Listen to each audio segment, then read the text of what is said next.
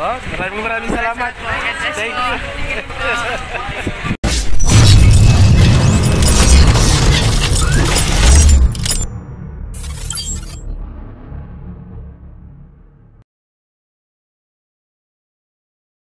Hello guys! Welcome to my YouTube channel. This is Kuya Potpot Vlog at meron isang reaction video no, mula po sa latest upload po ni Berador. No? Ito ang, at nakita nyo naman sa aking thumbnail. No? Yang TV o Yang Mi TV, nakahanap nga ba ng kakampi no, sa pagkatauhan ni Karepa President Berador. So ayan, ating pag-uusapan. At syempre, bago tayo magsimula, ay mag-shoutout po muna tayo. Mega love shoutout po sa ama ng Kalingap na si Kuya Bal Santos Matubang, Ate Edna Vlogs, Kalingap Rab, 10 ng kanyang mga kasamahan. At syempre, mega love shoutout po sa lahat po ng sumusuporta sa buong team Kalingap. Isang mapagpalang umaga po, tanghali o gabi mga Kalingap, saan man kayong sulok na mundo naroroon. Naway lagi po tayong gabayan ng ating poong may kapal. At yan guys, no, ating pag-usapan itong naging reaction no, o video ni Berador no, na may nagsasabing lumaki na ang ulo ni Yang Pi dahil kinampihan nga ba ni Berador o ng Karepa President. So guys, ayan, may papakita akong maikling video at pakinggan natin ang naging tugon dito po ng Karepa President Berador. So guys, pakinggan natin. Marami ang nagsasabi sa atin na lumaki daw ang ulo ni Yang Mi TV. Kasi ipinagtatanggol daw natin siya, mga kaibigan. Dahil doon sa content natin ng isang araw, mga kaibigan, na sinasabi natin doon, mga kaibigan, na kung may kasalanan man ang isa, ay wag na nating halungkatin. At tingnan natin, mga kaibigan, ay yung kanilang mga ginawa at hindi yung isang pangit. Yun yung ating topic. So, yun ang maganda doon, no? Eh, yun pala, no? Ito ibig sabihin, ang sinasabi ni President Berador, no, ng Karepa President, ay although maging kasalanan man itong si Yang Mi, kung may mga nagawang kasalanan man, pero siyempre, i-reconsider po natin yung mga nagawang kabutihan naman po ni Yang Mi, no? Siyempre, i-reconsider natin yung good side naman niya. Huwag naman po yung laging kamalian po ng tao ang nakikita natin. Kundi tingnan din natin, no? I-look back din natin yung mga mabubuting ginawa niya. Yun po yung ipinupunto rito ni President Berador. So sundan pa natin ang kanyang sinabi. Mga kaibigan, pero hindi ko sinabi, mga kaibigan, na ipinagtatanggol natin si Yang Mi. Kasi sabi nga natin sa live natin, mga kaibigan, may ginawa or may nagawang mali si Yang Mi. May nagawa, mga kaibigan. At kita ko yon sa lahat ng mga isinisin sa akin. Alam ko na may nagawang pagkakamali. Ang tanong ko sa inyo, mga kaibigan, tayo ba ay hindi nagkakamali? Bakit? Ang sabi ninyo sa akin, hindi ko tinira or hindi ko itinapik or itinuwid si Yang Mi, mga kaibigan. Itinuwid natin. Itinuwid natin yung mga viewers at tagahanga ni Yang Mi. Ang sinasabi natin dyan, hindi si Yang Mi ang nagpasikat sa Jomcar, kung hindi si Kalingap Rab. Nakatulong lang yung grupo ng Jomcar 18, mga So yun, no? Marinig na rinig, no? At dito napakaganda ng naging paliwanag po ni President Berador, no?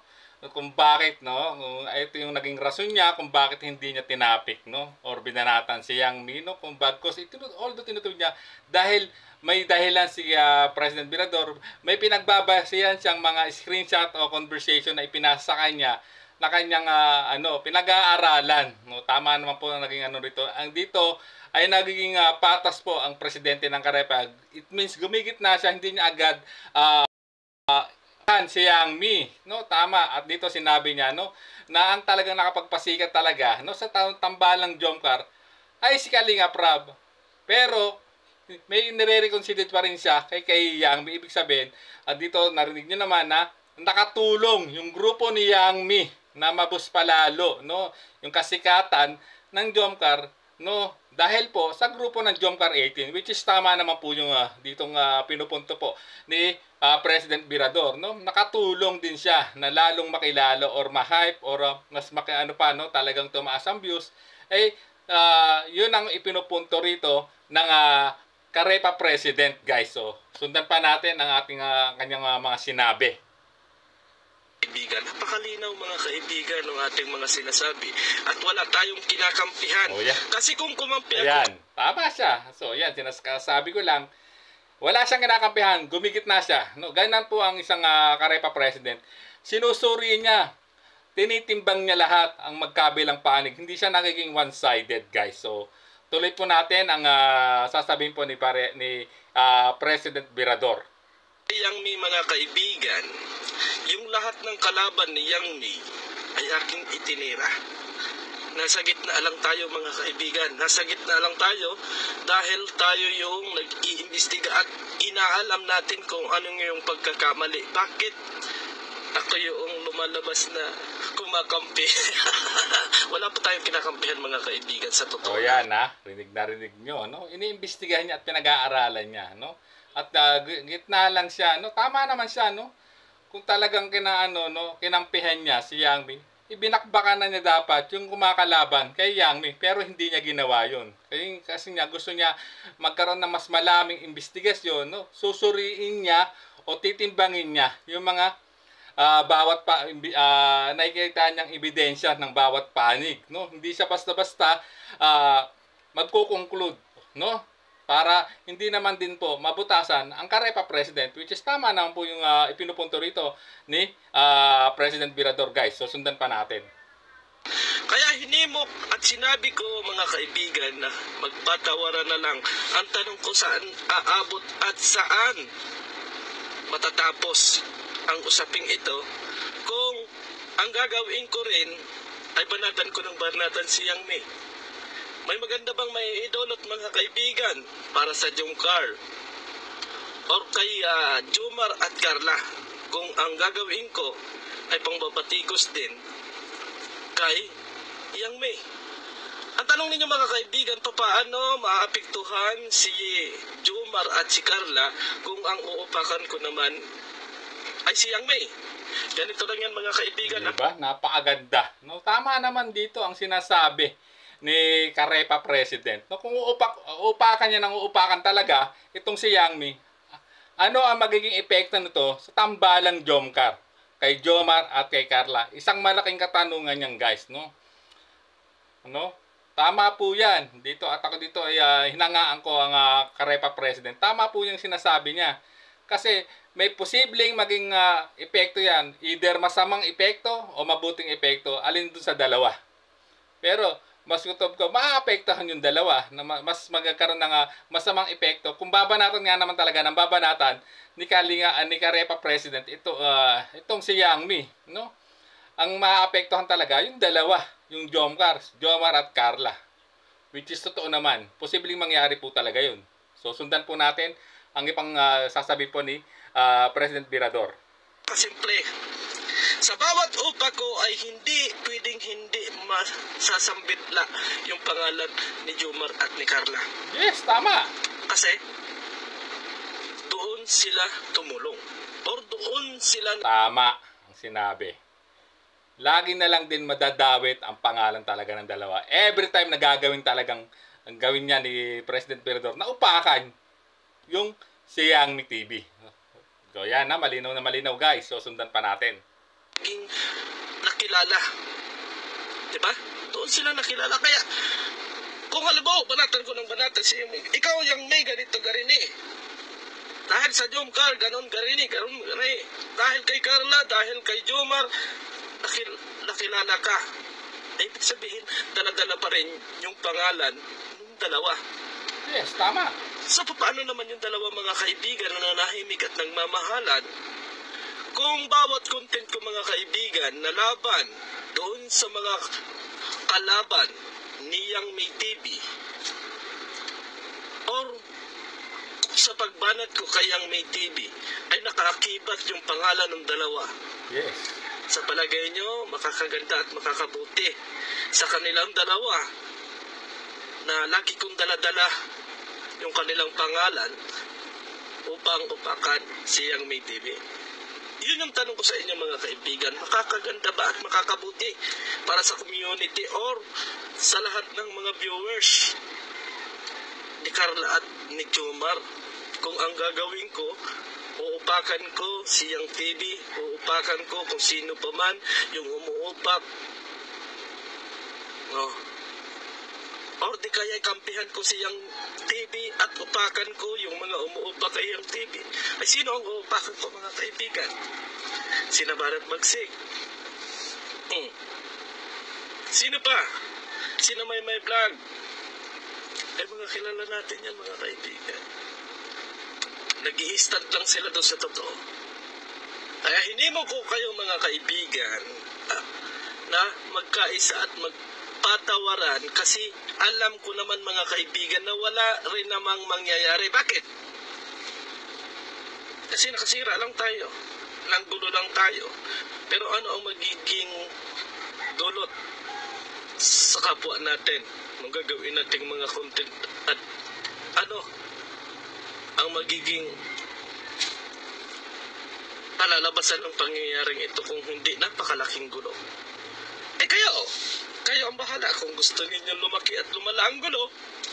Wala namang problema mga kaibigan. Ang isipin nyo lang at ang isipin lang natin kung talagang tayo ay sumusuporta at nagmamahal kay Jomar at Carla ay magkasundo-sundo. Pero kung ang gusto talaga ninyo ay yung banatan ng banatan at hindi na matapos-tapos yung mga issue, abay go! Walang problema sa atin yan mga kaibigan. Pero kawawa naman yung dalawang tahimik na nagmamahalan. Kaya hinimok nga natin mga kaibigan na sana kung may pagkakamali at nakita naman natin may pagkakamali at sana magkaroon ng patawaran. Hindi ba masama ba yung sinabi ko? May kinampihan ba ako doon mga kaibigan? Wala akong kinampihan doon sa lahat na yan. Wala akong kinampihan dyan. Hindi ko kinampihan siyang May TV. At kung sa tingin ninyo ay lumalaki ang ulo niyang May TV at sinasabi niya na ipinagtanggol ko siya, as in mali po yun mga kaibigan. Nasa gitna lang tayo. Hindi tayo pwedeng kumampi kay Yang May TV, hindi tayo pwedeng kumampi doon sa kabila. Kinakailangan nating maayos at kinakailangan nating magpakasundo-sundo para maging tahimik yung community or yung mga viewers at mga supporter ng Jomcar. Ay paano naman mga kaibigan kung bawat live natin at paano kung bawat upload natin andyan yung pang-uusig sa mga bawat isa, as in walang mangyayari. Kaya lang hinihimok natin na magkaroon tayo ng peace of mind. Yes, tama. Kaso ako yung binabanatan nyo ako yung tinitira nyo na kumakampi ako kayang May TV. Bakit? Bakit ko kakampihan? Walang akong nakikita na dapat kong kampihan kahit na sino. Ang sa atin, maging peaceful or matahimik yung community. Pero kayo, siguro mga basher itong nagagalit sa akin at ang gusto banatan dito ng banatan doon. No.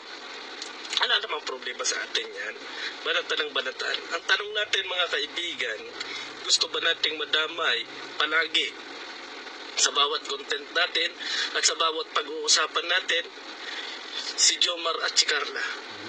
Si Carla po mga kaibigan ay nag-aaral. Paano na lang kung laging kaakibat dyan sa away-away na yan? Hindi nyo ba naiisip yun mga kaibigan? Hindi nyo ba naiisip? Si Jomar ay tahimik na nagtatrabaho at nagbablog doon sa kanyang mga ibinablog ay kasama-sama rin natin doon sa ating ginagawang awayan. Masaya ba tayo doon mga kaibigan bilang legit supporter ng Jomcar or ano? Ako nga, pwede kayong mag-comment dyan. Hindi natin i-off ang comment section mga kaibigan. Open. Kung sa tingin ninyo, ako ay may kinampihan, aba, ay maganda yan. Magandang pag-iisip yan mga kaibigan.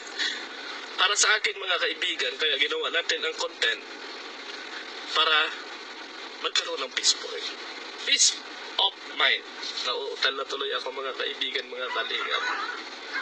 Diba? Ganyan kasi yung nangyayari sa atin mga kaibigan eh. Kapag tayo ay nasa gitna or may inaano tayo, may pinagkakasundo tayo, ang mababaratan talaga dyan ay yung katulad nating nasa gitna at gusto natin ng katahimikan. Pero kayo ang bahala. Kung sa tingin ninyo ay legit kayo na sumusuporta sa Jomcar at gusto ninyo ng bangayan, sa tingin ko po mga kaibigan, hindi tama na kayo ay maging supporter ni Carla at ni Jomar kung ang gusto ninyo ay banatan ng banatan. So maraming salamat and God bless sa ating lahat. Bye-bye! So ayan, napakinggan nyo. At dito napakaganda ng paliwanag po ng Karepa President Virador. No? Tama, no? Ang ginagawa niya talagang kung bakit hindi natin humanap tayo ng mas mapayapang at mas madiplomasyang pamamaraan para pagkasunduin itong mga nag-uumpugang bato, no? Nagbabangayan, which is ito yung ginagawa po ni Karepa President Virador, no? Talagang ginagawa niya ng paraan, no? Para mapagkasundo itong mga kung talagang totoong sumusuporta nga naman talaga kayo sa Jomcar, no? Bakit hindi tayo makipagsundo, no? Mas maganda talaga magkaroon ng peace of mind. At totoo naman, wala namang perfectong tao, no? Wala namang nobody's perfect. Lahat naman tayo na magkakamali, pero nandiyan pa rin dapat yung pagpapatawad natin kung sino man ang nagkakamali sa atin, no? Dito ipakita natin yung essence ng Kalingap, no? Yung one Kalingap, one family. Kaya nga tayo isang pamilya, no? Dapat kung nagkakaroon man ng mga ganitong issue, pag hindi pagkakaunawaan, daan natin sa isang mapayapang pag-uusap, no? At para hindi na lumaki, no? Tama naman ang sinasabi ni President Virador. Mas okay kung talagang upakan ano talaga ang magiging epekto, no? Kasi kada upak niya, nga naman niya, nababanatan niya si Yang Mi, madadawit ang pangalan ng dalawa, ni Jomar at Carla. Kung kakampihan, kung kakampihan niya o upakan si Yang Mi, kung kakampihan niya, ganun din, no? Magkakaroon din ng mas mahaba yung pagtatalo, no? At pagbabangayan, at ang maapektuhan nga talaga, no, nito ay yung dalawang tao na si Jomar at si Carla, which is tama yung tanong ni Virador dito, no? Sa kanyang paliwanag na ito, no? Ano ba gusto nyo? No? Talagang mag-uupakan na lang tayo? O gumawa tayo ng isang magandang solusyon o isang napakagandang solusyon, no? Para matapos na itong mga isyong ito, no? At magkaroon tayo ng peace of mind. So, napakaganda ng naging paliwanag po ng ating Karepa President Virador. So, ayan. At naway naliwanagan kayo sa mga paliwanag po ni Karepa President Virador na hindi niya sinasabi, no, na kinakampihan niya si Yang Mi o kinakalaban niya. Kundi, bagkus nasa gitna siya talaga yung maaanuhan ng ibang kritiko. Pero, hindi niya yung pinapansin.